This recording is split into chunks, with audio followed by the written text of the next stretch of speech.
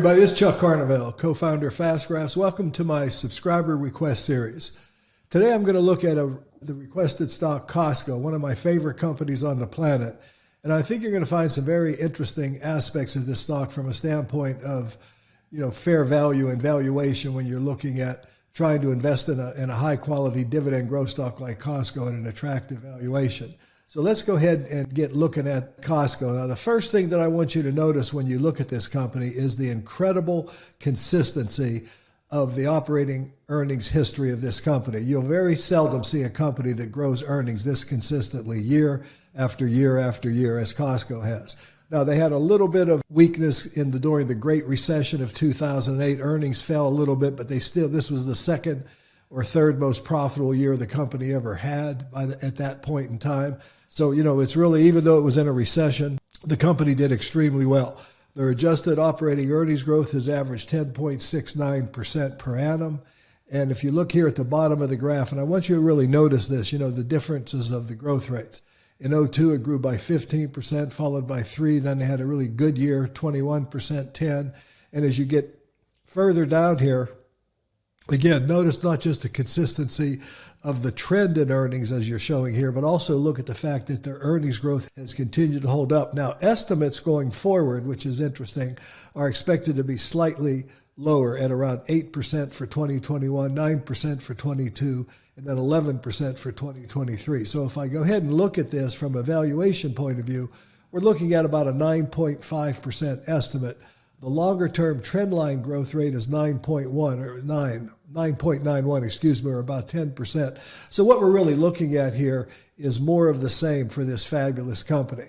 Now, another thing that I really like and I want to show, and all I have on here are earnings. I don't have dividends yet, and I don't have price, which I'm going to get to in a moment.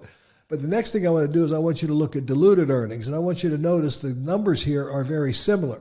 Now, a lot of that has to do with the fact that this company has maintained a very consistent share count in the 40 to 41 million share range year after year. They don't do a lot of buying back shares, and they don't do a lot of issuing shares. So as a result, their numbers tend to be very consistent across the board.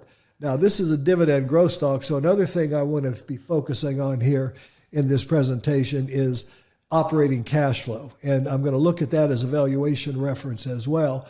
But then I also want you to see EBITDA and look at the price to EBITDA. So I'm going to look at valuing this stock several different ways. And then I'm going to also, finally, I want to look at cash or net change in cash. And as you can see, this company's been building up a lot of cash here just in the recent years. And that's something that is real advantageous especially when I get into the dividends here in a moment. So let's go back to adjusted operating earnings and let's build this graph out. The first thing I want to do is I want to add a normal PE ratio line, because this orange line on the graph is calculated as a normal fair value reference of 15 using the Graham-Dodd extrapolated P equals growth rate formula that we apply. So that gives us a normal 15 PE. But by looking at the blue line here, the first thing that should come to your mind is notice that Mr. Market, perhaps because of the incredible quality, the company is A+ rated with only 39% debt. The market tends to give this company a premium valuation. So let's go ahead and bring monthly closing stock prices and plot them on the graph. And what you're going to see here when I do that is that the price has tracked a 25 multiple. The normal PE multiple going back to 2002 has been about 25.4, as you can see here. So this blue line is drawn at a PE of 25.4. Now, these are valuation reference lines. They're analytical tools. I want you to really understand that. As I always say about FastGraphs, we don't attempt to dictate fair value. We try to reveal it. We try to give you insights into how the market has historically valued a company, as well as how the intrinsic value would be treated for similar companies growing at the same rate. Now, there's a lot of companies growing at 10% a year that are trading closer to this 15 multiple.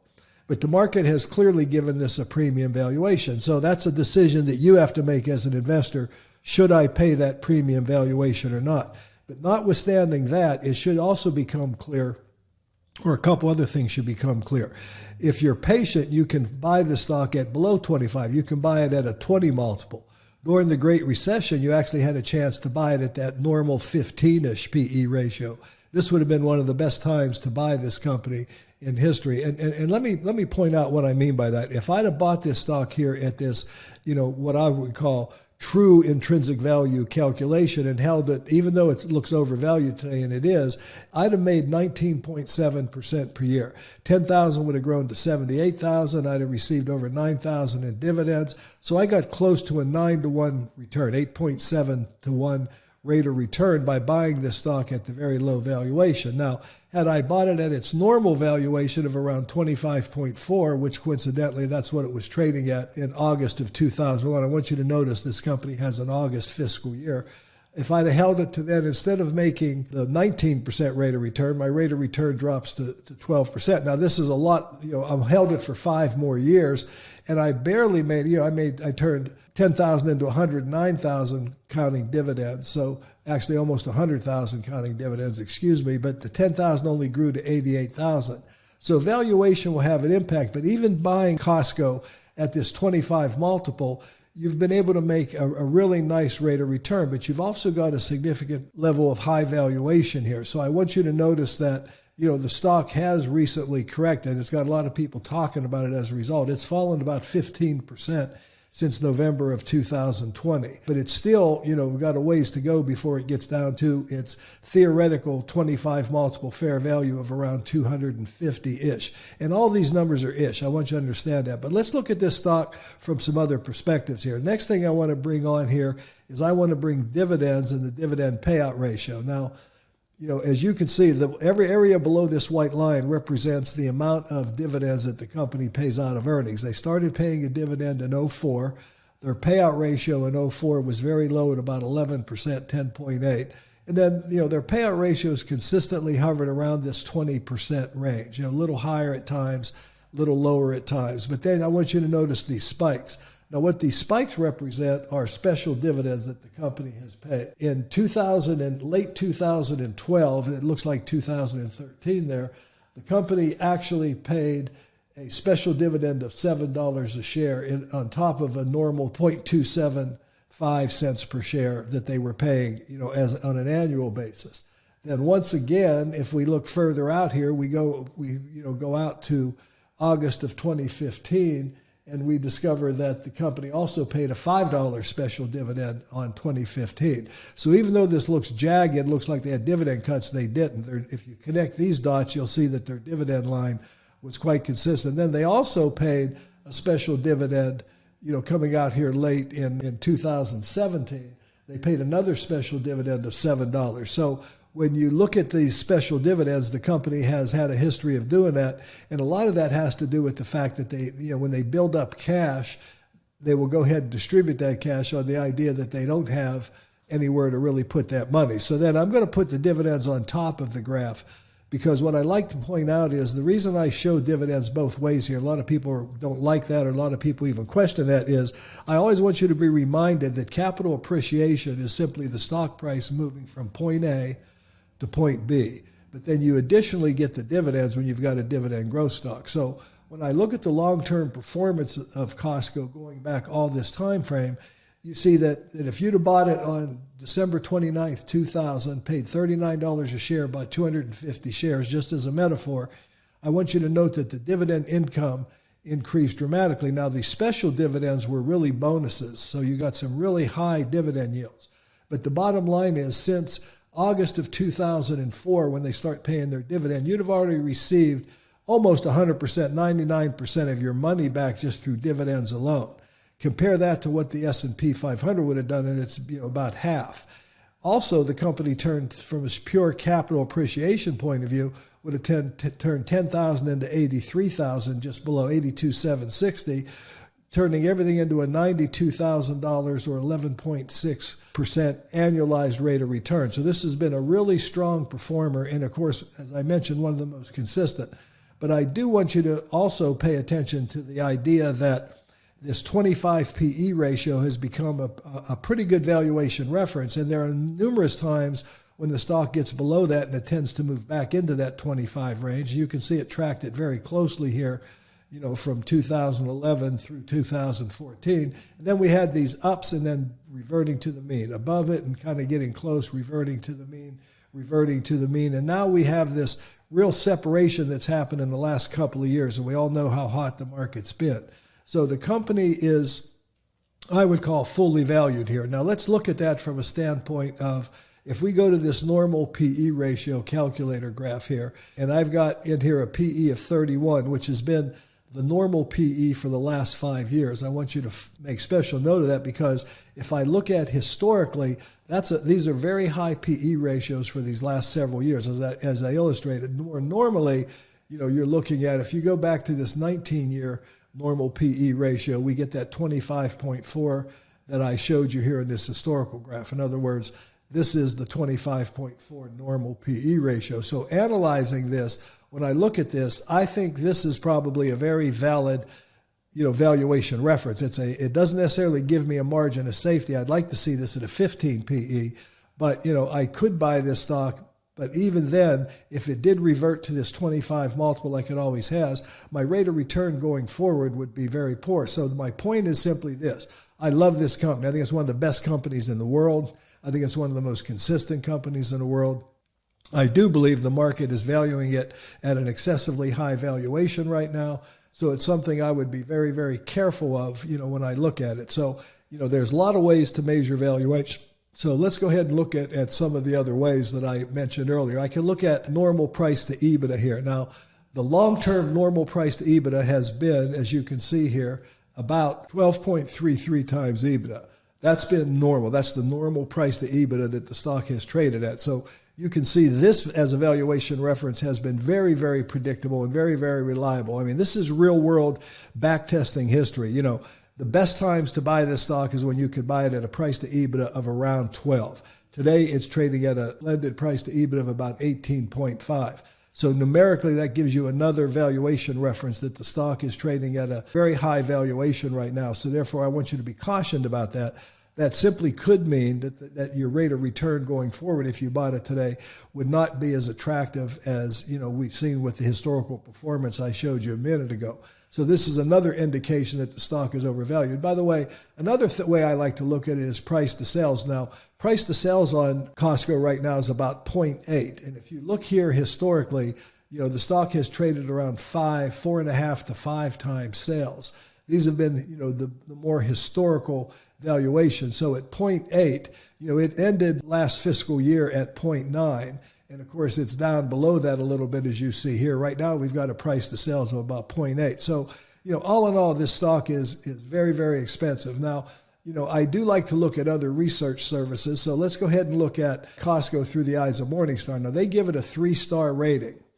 All right. They calculate its fair value at $330 a share, and the stock closed at $330 a share. Yesterday's price was $330.51. But I want to point something out here. This is kind of an aggressive, if you will, fair value estimate, because Morningstar is giving you their opinion of fair value. What I'm showing you in fast graphs is historical evidence of what fair value has historically been.